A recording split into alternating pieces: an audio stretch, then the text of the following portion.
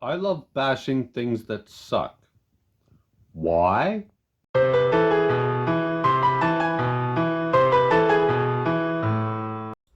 Why? Because as of September 20th, 2025, there's just not a lot of awesome stuff anymore. When life gives you a lemon, you make fun of it.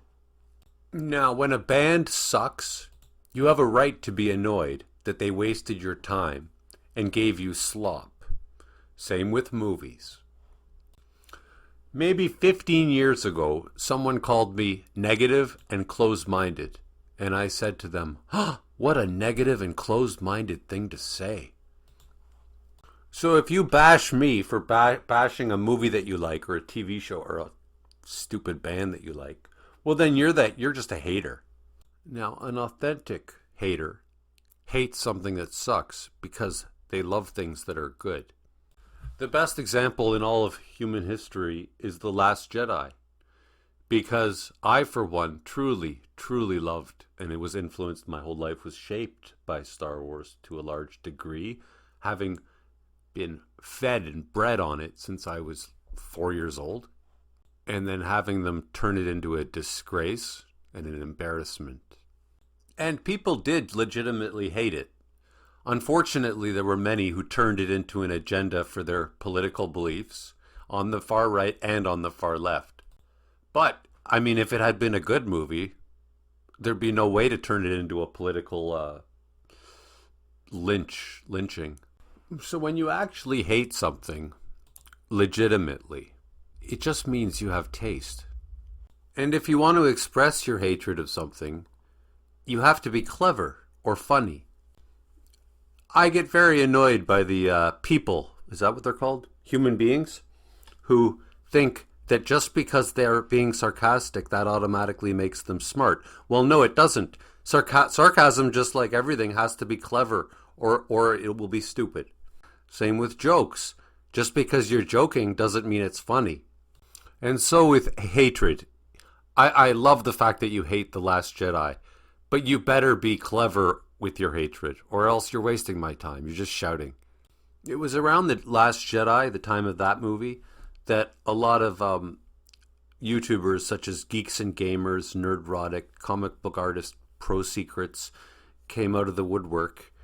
And a couple of them were funny, but some of them, such as Geeks and Gamers and Nerdrotic, were increasingly just angry. And they increasingly just used agendas behind their hatred. Oh, another one is Mauler. See, their anger is refreshing at first, but then you come to realize they're not that clever, they're not that fun, and they're actually really angry and bitter. Because you know what bitterness, when that really shows, is when you're not being clever anymore. You're not being funny. The Critical Drinker is the only right wing YouTube movie reviewer that I still watch, because at least he tries. He's not especially clever or funny, but nobody on the far right is clever or funny. That's just the way it works. The same way everybody on the far left isn't funny either. They can't laugh at themselves. They're just not clever on either extreme. But the Critical Drinker, he can be funny. He's if derivative. He doesn't get all filled with rage, and at least he tries to entertain or give a new idea. He tries to have a new thought. I'm not sure how long that Scottish shtick of his is going to last. That's all for today. Go away now. I mean, that's been. How long are you going to do that for, right? Now, in the case of the far right or the far left, I don't really see a lot of far left video movie reviews. But in the case of the far right, and probably the far left, their anger, right, their bitterness, at a certain point you realize it's really self-hate, because you can't be that disgusted at anything without the disgust really coming from you. It's like spousal abuse. You know, you can't be, or hitting your kid. You can't do that unless you hate yourself to a certain degree, because why would you want to see yourself doing that, right? Why would you want to hear yourself talking the way a lot of these angry YouTubers talk? You wouldn't. And what do I mean by the way they talk? What I mean is, I hate this. Like when you talk in such an angry, bitter, disgusted way, like I can't even really copy it because I don't do it. But it's kind of like when somebody goes, "Yeah, that's what I said," and you go, "Yeah, yeah, yeah, yeah." It's like that kind of like ugliness.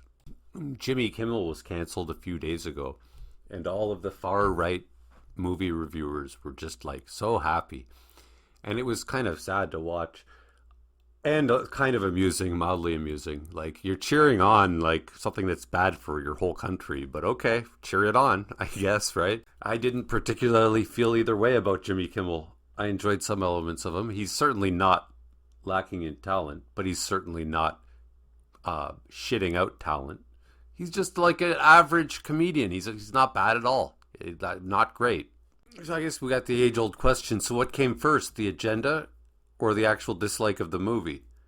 I'm not sure which. I think it's usually the dislike of the movie. I don't think people like that freak on Geeks and Gamers, I don't think he started out trying to push his agenda. But so he started out by just hating The Last Jedi, which I enjoyed. But then, like how long are you going to criticize a movie for? Eventually you're going to start getting into other elements of your thoughts. And one of them was, a major one was his agenda, his political agenda. I mean, that guy went so far, and same with Nerdrotic. They went so far to the right that I wouldn't be surprised whatsoever if the far right is paying him, like if the actual politicians are paying them. And then on the other side, you got the woke agenda, right? Which was behind all the Star Wars and the Disney crap. It's funny because despite all of their disagreements, the far left and the far right don't need each other's help getting destroyed because they're destroying themselves. And the most pitiful part is that behind their agendas is another agenda usually, right? So behind the woke agenda is often the agenda of we want to make money, for example. The YouTube videos that I watch, the reviewers that I watch are the ones whose agenda mainly is just to make money, and they enjoy reviewing movies. And that's about it, that, as far as their agenda goes. They tend to be more low-key. They're not as hateful. I guess they're more boring. Although the hatefulness of like Nerdrotic, it gets really disgusting, and it also gets boring too. So I prefer to stick with the ones that simply review movies. My agenda, deep down, is that I write books and classical music. And so if I get monetized down the road, I can eventually push my art. That may be a long time away, but a young 48-year-old can only dream.